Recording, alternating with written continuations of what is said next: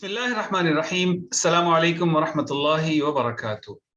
नाज़रीन, पिछले दिनों पाकिस्तान के एक मकामी कॉलेज में एक बच्ची ने डांस किया और उसकी वीडियो बहुत वायरल हुई और लोगों ने बहुत परेशानी का इजहार किया, बहुत बातें की गई।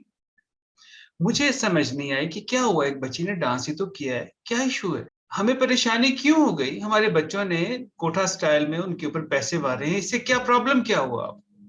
आपको परेशानी किस बात की? देखिए, जब हम कोई पौधा लगाते हैं तो बीज अगर हम किसी ऐसे पौधे का बोएं जिसमें कांटे ही कांटे हों, उसमें से हम फूलों की खुशबूदार क्यारी तो एक्सपेक्ट नहीं कर सकते ना कि वो निकलेगी। और अगर हम ऐसी उम्मीद रख रहे हैं तो ये हमारी कमअक्ली है ना।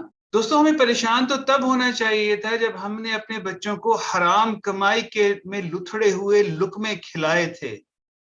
हराम कमाई खाकर हलाल काम नहीं होते। हमें परेशान तो तब होना चाहिए था जब हमने अपने छोटी बच्चियों को फैशन के मुताबिक हर तरह के कपड़े पहनाए थे कि अभी तो छोटी है, बड़ी होगी तो खुद को अच्छे लिबास पहन लेगी।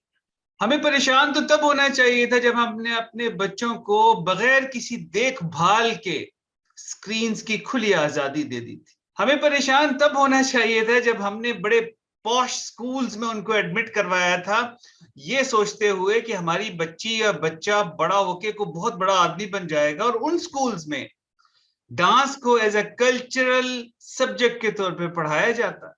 हमें परेशान तब होना चाहिए था जब हमारी बच्ची स्कूल के स्टेज पे डांस के कंपटीशन में फर्स्ट आई थी और हमने उसकी परफॉर्मेंस पे उसको गिफ्ट भी लेके दिया था।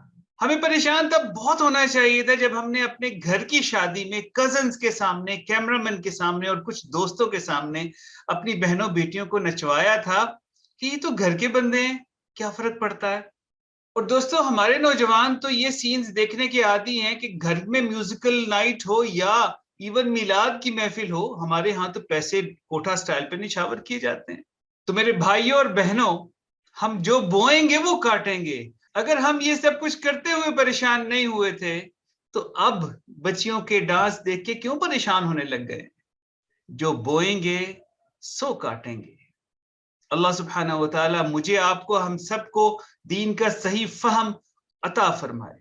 आमीन या रब्बल आलमीन।